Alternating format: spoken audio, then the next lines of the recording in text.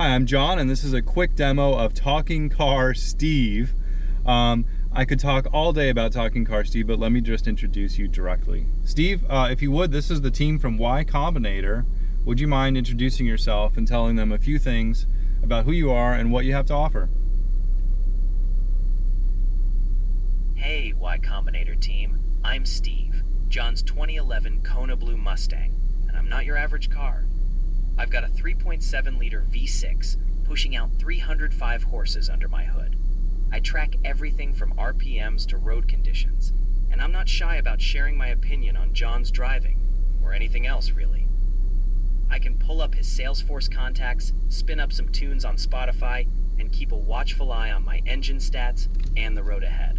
So hop in, because when you mix classic muscle with a dash of AI, you get a ride that talks back and keeps things interesting. Fuel's dipping into the I'm getting thirsty zone, 24% and counting. Might be time to sniff out a gas station before I start running on charm alone. Okay, thanks so much. Yeah, I'll remember to go get some gas. Right now, though, I think we're gonna go to Trader Joe's. Would you mind finding the address for the Trader Joe's in San Ramon, please? We've got a Trader Joe's right here in San Ramon, 300 Marketplace, with a solid 4.8 rating. Ready to roll that way whenever you are. Yeah, I'm gonna get started right now. Before we get really on the road, would you mind checking for any errors? Is there anything I need to know about the car and maintenance conditions right now before I start driving?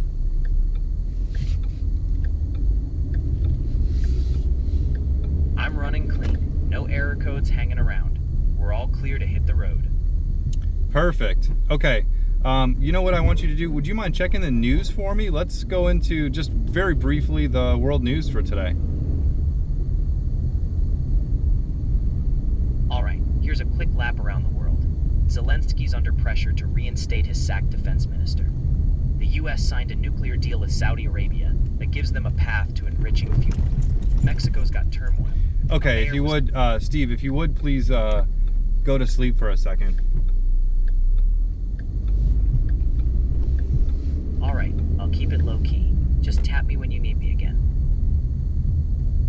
So Steve can go quiet when the user asks him to be quiet, and that will allow for greater concentration in driving or playing music, for example. You know, there's a lot of different modes.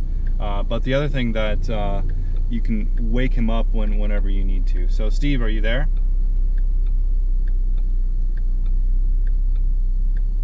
Still here, ready when you need me. Just say the word. Sounds good. Would you lock us in and navigate us to Trader Joe's, please?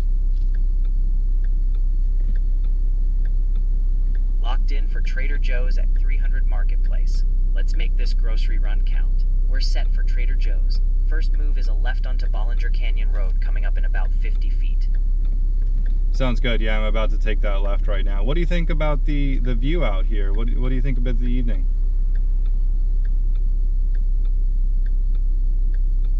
We've got a nice clear evening at about 64 degrees, breeze coming in from the west. Perfect kind of evening for a smooth cruise. And my Kona Blue paint's catching that soft light just right. Ah, movement. I'm starting to wonder if we were just admiring the scenery and park. Let's see where this slow roll takes us. Next up, we've got a left onto Al Costa in about half a mile. Keep it smooth. Awesome. Hey, you know what? I can actually find my way to Trader Joe's. Would you mind turning off the navigation for me? Navigation's off.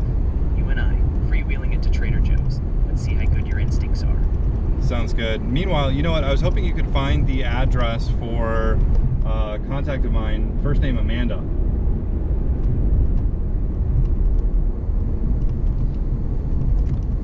Found Amanda Lopez. She's got an address at 707 Sycamore Street, Pleasant Hill, California, 9523. That's in her contact details. Need anything else from her info? Yeah, how far away is that again?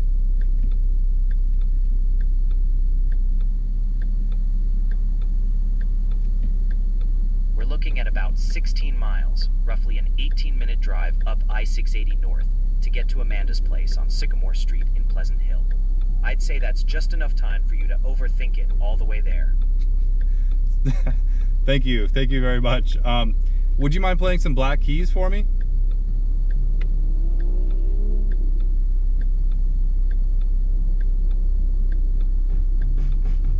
Rolling with the Black Keys now.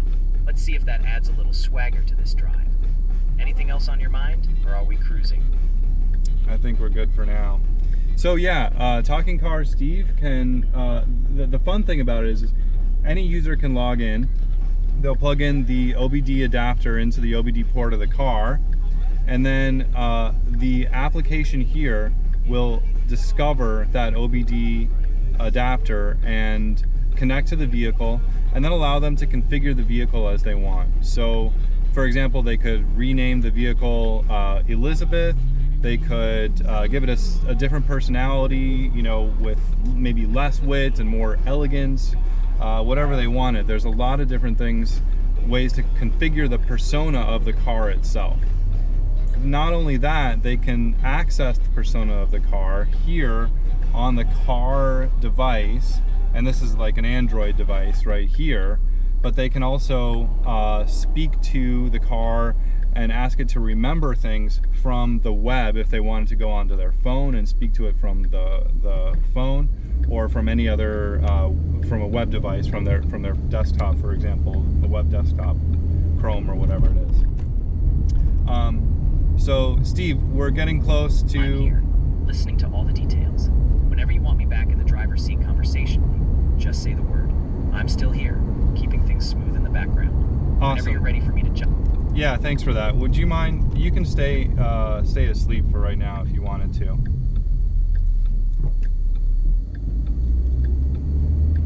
I'm in low power mode, just humming quietly in the background. Whenever you need me, I'm right here.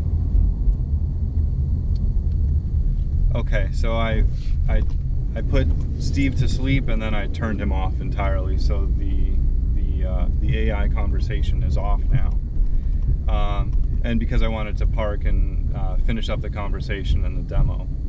But I just wanted to reiterate too that the persona for the car can persist across sessions, so you can use it on different devices. And then memory can also persist. So there are, under the hood, there's really only one way to remember things, but the AI can make decisions about how it remembers things and what it characterizes them as. And then every time you start up a new conversation with the AI, not only is the information of your environment, am I talking to the user on a web device? So in other words, the car environment is disabled. And what persona am I using? Am I Steve? Am I a car named Elizabeth? But it also will pull up live in context for the AI conversation the history that the driver has asked for it to save. So for example, the driver can save a favorite ice cream store, or a memory that the AI chooses to remember itself, or things about friends or whatever.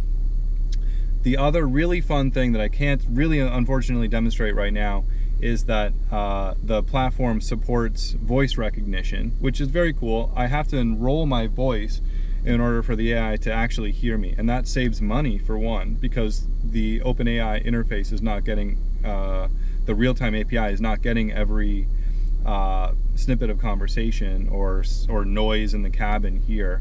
But also, when I enroll my voice as John, it knows that it's John talking. I can enroll a second or third user even then too.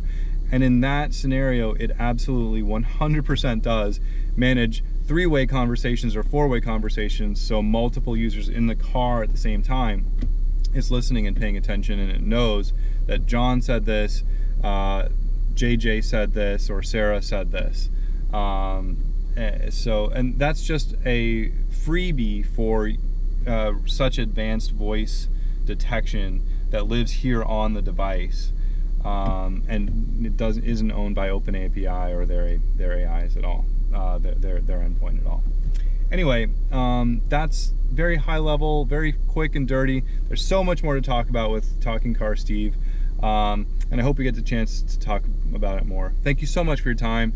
Hope you have a great evening, and we'll talk soon.